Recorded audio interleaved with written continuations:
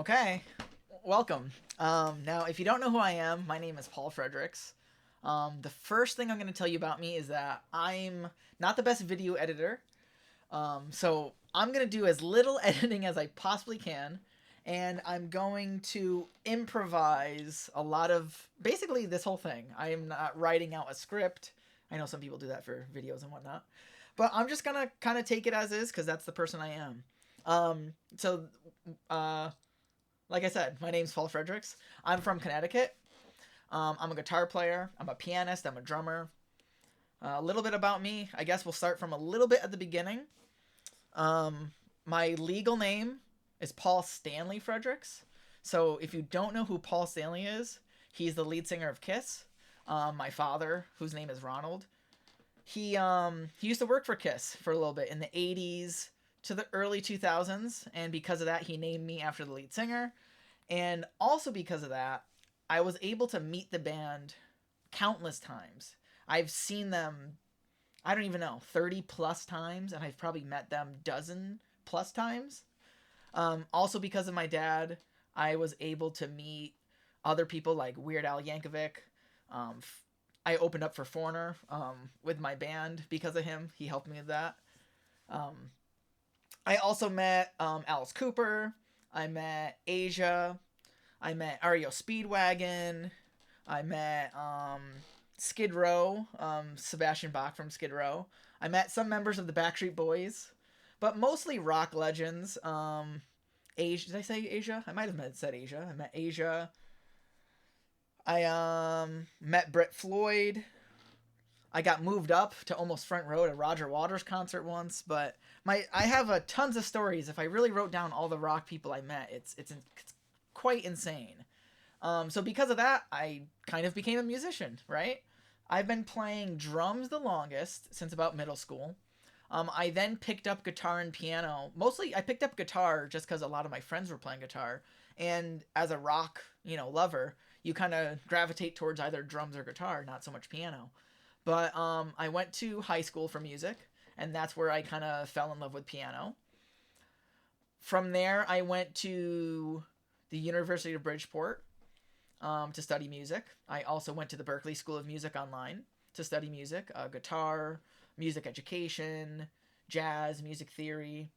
Um, I've been able to, like I said, open up for bands like Foreigner. I was able to play alongside of saxophone jazz legend James Moody. I've worked alongside of. Actually, you know what? I have some of this on my website. So how about I show you some of this stuff real quick? So, like I said, I was able to play alongside of James Moody, who's a very famous jazz saxophone legend. My good friend Gabriel Blisman, I was working with for years in high school and beyond, and now he's a multi-platinum, record.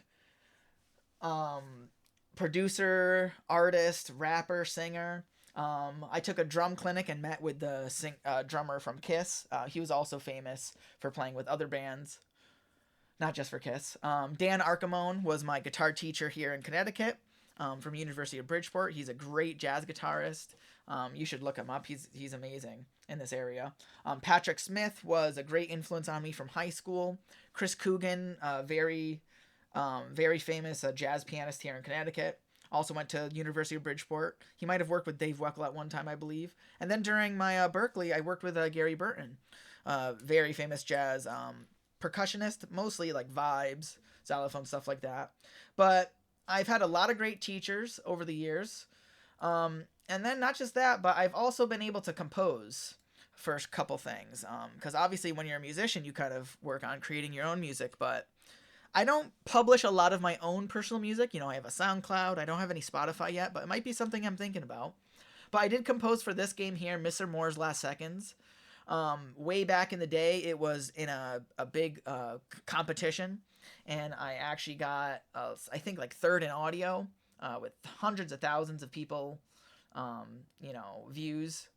I also worked on a game called Battle for Westnoth, which was like a RPG game. It's on Steam. I think it used to be on browser. And then, like I said, here you could see some information about my life as a Kiss baby, as some call me. Oh yeah, there I am with a lead singer of Judas Priest, Rob Halford, Weird Al Yankovic, me and Paul Stanley, me and Gene with my family. So like I said, all of those things about me kind of made me a musician. After going to school, I became a teacher, right? Oh, sorry about that. You just saw a secret song, secret song. So yeah, I became a teacher. I played maybe over 1,000 shows in my life, and then I became a teacher. I love teaching. I have a good roster of students right now. Some of you are watching, and I'm sure you know how weird I am. So before we jump in, right, this is a bundle of 10 videos, 10 video lessons, PDFs, worksheets, tab of some popular songs. Right now, you may like the songs, you may not know the songs, you may hate the song. That's okay. I'm gonna try to do 10 songs every couple months, 2 to 3 months, right? So we have a Pink Floyd song called "What's the Deal," old '70s song. "The Sound of Silence," even older, a '60s song by Simon and Garfunkel. "Fake Out" by Fall Out Boy, a much newer song, right? I think that came out last year. "Moving in Stereo," The Cars, kind of like the beginning of the '80s, but I think that's still the '70s. "Take on Me" by Aha. "Down Under" by Men at Work. "All Over the World" by ELO, Electric Light Orchestra, one of my favorite bands. "Celine," Imagine Dragons, another one of my favorite bands. "Dust in the Wind" by Kansas, great finger picking song. And I had to pick a Kiss song, right? "Detroit Rock City." So those are the songs that are in this bundle. You could buy one song, you could buy 10 songs, you could buy 5 songs. You could buy no songs. Watch the video of this, know who I am, maybe take lessons from me. If you're already taking lessons from me, thanks. So a little bit more about me. I know guitarists always have guitarist questions to others, right? Such as, what strings do you use? What picks do you use? I basically use Slinkies, right? 10s, 1046, or I'll use the Dunlop coated Nixels, the XLs, 1046. On my acoustic, maybe 11s. I don't really like 9s. I just stay on 10. Every guitar, just put 10 everywhere. I'm fine with that. I just use a snark to tune when I need to, right? Everyone get a snark. Kaiser capos are great. I also like the snap kind of capo. Picks. Now, picks are a little specific, right? Picks are like really specific for each person. I think capos doesn't matter. Tuner doesn't really matter. Strings, maybe. But picks, right? Everyone has their own favorite pick. Now, I'm sure if you're watching this, you're a guitarist or a musician, and you know that you've lost many picks. And it's actually really funny. My favorite pick, I cannot find at all in my home. I looked in every bag, every guitar case. I buy these picks all the time, and I lost it before this video. But it's the John Petrucci Signature Jazz 3 pick. It's Ultex, 1.5 millimeter, polished tip, logo grip. It's nice. It's like a standard Jazz 3. Now, I used to just use a standard Jazz 3, right? I use the standard Jazz 3 all the time. Nylon, a little bit different texture, 1.38 millimeters, a little bit thinner. I don't mind it. I wish I had the John Petrucci, right, in my hand right now before this. I also tried out this one recently. I don't know if you can see this. Let's see here. Not good focus on this guy. Well, that's okay. It's the Tortex Jazz 3, right? But it's Tortex, so it's different material. Bright tone. Feels totally different. Jazz 3 shape, though, 1.5 millimeters. So a little bit thicker than a standard Jazz 3. Same shape, though. I actually think I prefer this because it's a little bit thicker. And it does kind of have that Dunlop, like, semi-texture baby powder feel to it, which is nice. I know the Dunlop Jazz 3 has a texture, but I don't know, it's still kind of slick in my hand. I'm not going to use that today. Now, the other one that I've actually just found out about, because I bought a pack, right? The Ultex Jazz 3, 2 millimeters. Now, it's not really 2 millimeters. It kind of is. But it kind of bevels. It's almost like fat in the middle. And it like thins out to a point. So these are my two that I'm going to be using for the videos, other than if I find a normal, my favorite John Petrucci. Gear, right? Now, what other gear do I use? Right? I have 0 pedals. Oh, sorry about that. I'm not a pedal guy. I recorded a lot in the studio, so I never really had a use for a pedal, I guess.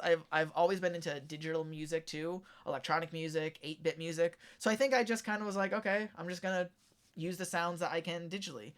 But that's okay, right? Now, if I'm playing out, I have my orange amp. See the little baby? He's nice. So orange is my favorite amp. I just love the design. I love the sound. It's old school, 70s look, 70s sound. This is my favorite. It's an Ibanez Alvarez hybrid. It's an Ibanez word, but Alvarez logo, because they are the same company. Great natural wood acoustic guitar. Over here, just for fun, I have my Paul Stanley signature Ibanez. Just to kind of, like I said, I'm a Kiss baby, so I have to have a Kiss guitar. But my favorite guitar, my most used guitar, and the guitar I'm going to be using in this video series, that's actually really important to talk about. Not the guitar itself, but what's on the guitar. Now, this guitar is, I don't know, a lot of people don't know about D'Angelico. I'm sure if you're watching this and you're a guitarist, you might know about D'Angelico, you might not, who knows. It's a semi-hollow guitar, right? Center block. SSH, single coil humbucker. Mini humbucker, kind of. Has the Empire State Building right here. I think that's pretty cool. It's the D'Angelico Premier. Oh my gosh, what's the name of this guy? The Premier Bedford. I am getting locking tuners installed. I bought the nice wooden knobs D'Angelico sells. Now, at the bottom of my guitar, I have this device. Now, you may know what it is. It's the Fishman Triple Play. Now, the Fishman Triple Play is basically a MIDI device, very similar to like a MIDI keyboard. But what I use it for, and I'm going to show you here in a second, I basically use it just for educational purposes, right? I can use it to write out tab. I can write it to write out sheet music. I can use it so you can see visually what I'm playing, on the fretboard at least. Strap also doesn't matter. Whatever. If it looks cool. So yeah, Fishman Triple Play. Now, I'm going to open the Triple Play up here. Triple Play app here. Make sure I get everything going here. I'm not in tune. Whew. I'm not in tune. That's okay. I'm not recording any songs right now. This is just an introductory video. Okay, so let's look at this. You ready? Amazing. Nothing at all. 1 second here. And we're back. Like nothing happened. You don't know how long that took, right? Editing. Could have taken me days. I'm in the same clothes. Good point. So, I don't have the guitar plugged into the audio interface. I'm using by the way, how I'm recording this, other than the Fishman Triple Play for visual, I'm using a Shure, right? SM, which one? 57, 58? Which one's the vocal one? You let me know in the comments. No one's going to comment. That's okay. Then I have a Focusrite audio interface, dual input. That's all I need, right? I have a MIDI keyboard over there, Yamaha. What's the new one? The P1, not the 125, 225. I also have a Akai small control board with the pads. But so look at that, it's working, and it's just picking up MIDI information. You could see two pieces of information. At the bottom, it lights up different colors. Red for hard, green, I think, for soft. Or was it yellow? I saw yellow in there. It looked like there's red, green, and yellow for different velocities, which is how hard, right? The attack. Then you could see the fretboard. I think you could even see bends sometimes. Let me double check I have the right patch on here. So there's different patches. So if I want to do different things, see how it changes the color there? Ooh. Okay, I'm back. Let's see if it does a bend. Yeah, see? So you know if it's a half step bend, or a whole step bend, or bigger. Ooh, it didn't track that one. There we go, track that one.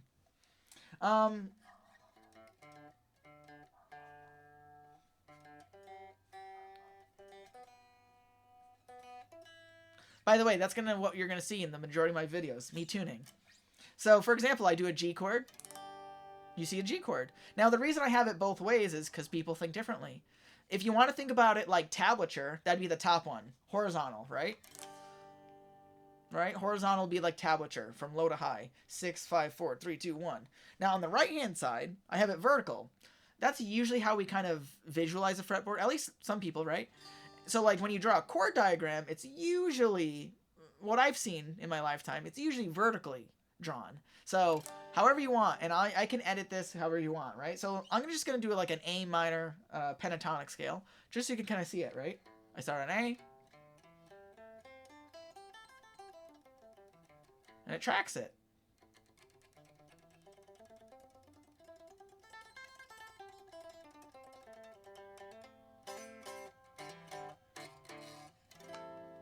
Tracks it pretty well. Pretty fast. So that's all about the sensors. So I have this little thing under my pickup. It's just picking up the string information, right? It's electronic information. Sends it wirelessly, which is a little annoying. I tried to actually purchase the wired. I'm a wired guy. I don't like wireless rigs. I want to be plugged in all the time. I know it's secure. It's going to be the fastest, right? There's no latency. There's no delay. I actually hate wireless. I'm not a wireless guy, and that's okay, right? I like Bluetooth speakers. It's handy, but I'm not playing guitar through a Bluetooth speaker. Maybe keyboard, maybe. So I know I talked a lot in this video, but my name's Paul Fredericks, right? I'm a musician. Please watch this video. Please like, comment, subscribe. I hate saying that. That's not who I am. Buy the bundle. If not, watch my videos that I'm gonna eventually post on YouTube. This is on YouTube. What am I saying? Watch my videos, like, comment, subscribe, take lessons from me. But have fun, right? I'm a musician that likes to have fun. It's not just super serious all the time. You gotta have fun. So hopefully you have fun. And you learn something. That's also important. Learn something, have fun. Okay? I tried. Like I said, I'm not editing this. This is my video. This is how I am. I'll see you guys next video.